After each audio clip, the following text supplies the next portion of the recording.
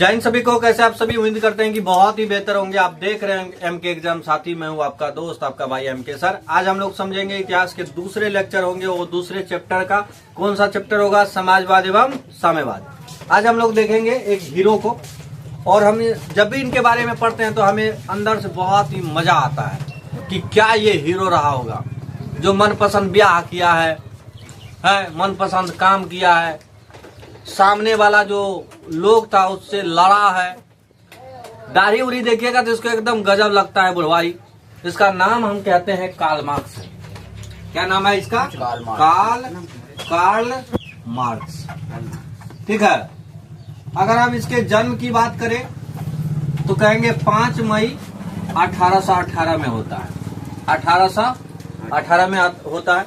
इसके बारे में आपको क्वेश्चन ऐसे पूछता है कि कार्ल मार्क्स की जीवनी पर टिप्पणी करें, मतलब जीवनी को लिखे। तो कार्ल मार्क्स जो है ना, इसका जन्म कब होता है? 5 मई 1818 में। कहाँ होता है? तो जर्मनी के राइन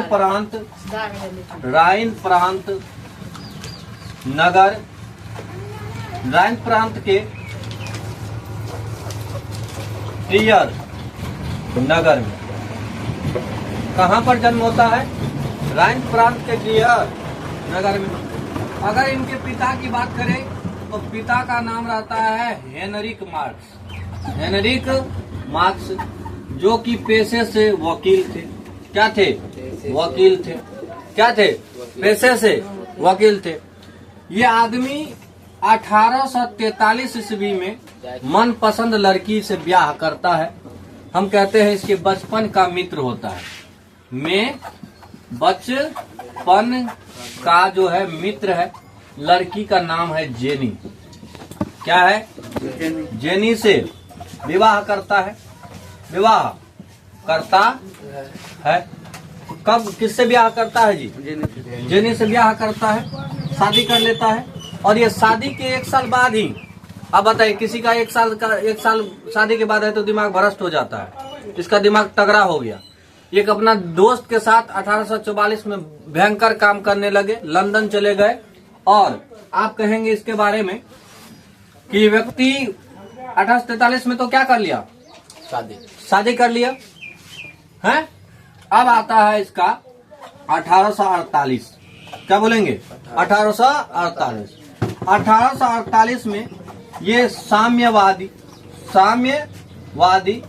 घोषणा पत्र निकालते हैं, जिसे कहते हैं समाजवाद का जनक। इसको क्या कहते हैं? समाजवाद का जनक। इसे क्या कहा जाता है? समाजवाद का जनक। ये व्यक्ति 1867 ईस्वी में दास कैपिटल नामक पुस्तक लिखता है। दास कैपिटल नामक क्या लिखता है? पुस्तक लिखता है। इस पुस्तक को कहते हैं समाजवादियों का बाइबल। वादियों का क्या कहा जाता है?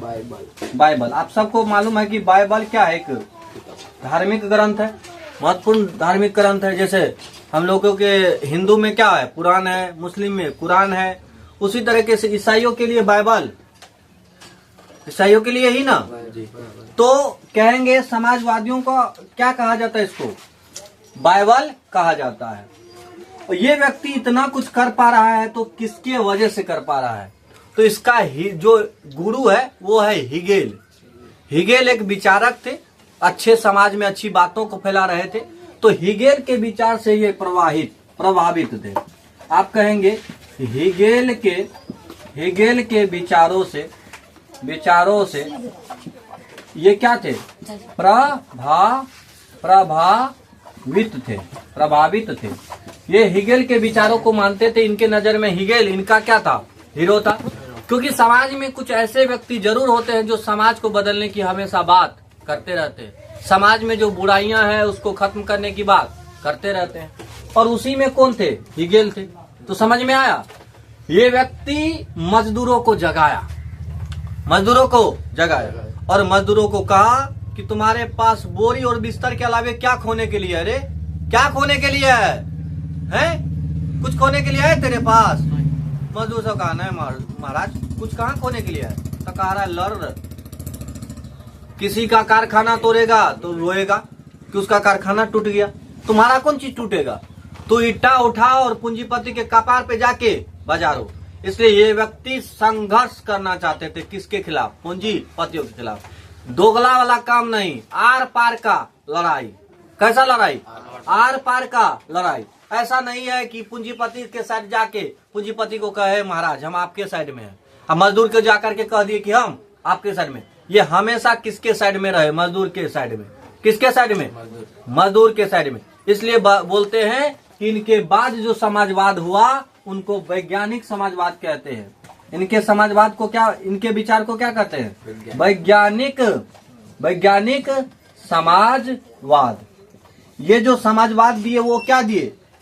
यूटोपियन या वैज्ञानिक।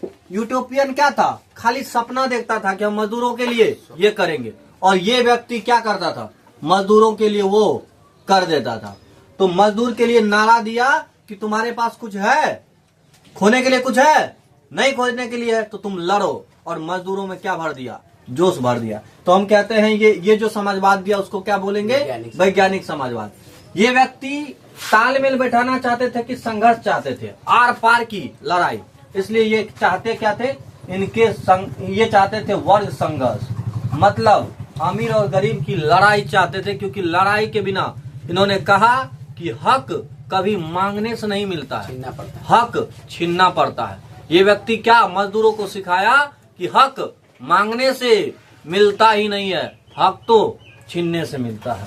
समझ में आया? तो ये व्यक्ति के लिए क्या, कौन सी धारणा दिया? ये वर्ग समन्वय या वर्ग संघर्ष। तो इसके लिए क्या था? वर्ग संघर्ष। तो इनके विचारों में महत्वपूर्ण विचार वो थे। ठीक है। इसी से प्रभावित होकर के क्या होता है? मजदूर एक होते हैं। और आप सबको मालूम है कि आज भी 1 मई को मजदूर दिवस के रूप में मनाया जाता है। कितने बोलेंगे? ये बातें यहाँ तक इनके बारे में थी। ये स्टार के रूप में लिख लीजिएगा कि 1 मई को क्या मनाया जाता है? मई को मजदूर दिवस मनाया। किसका देन है? किसका देन है? वो कार्ल मार्क्स का देन है, जो मजदूर एक हुए और हर वर्ष क्या मनाया जाता है? मजदूर दिवस मनाया जाता है। तो चलिए इसी के साथ बताइएगा अपनी राय कमेंट में कि किस तरह की आपको ये क्लास लगी, कैसे वीडियो चाहते हैं आप कमेंट में दीजिएगा। बाय।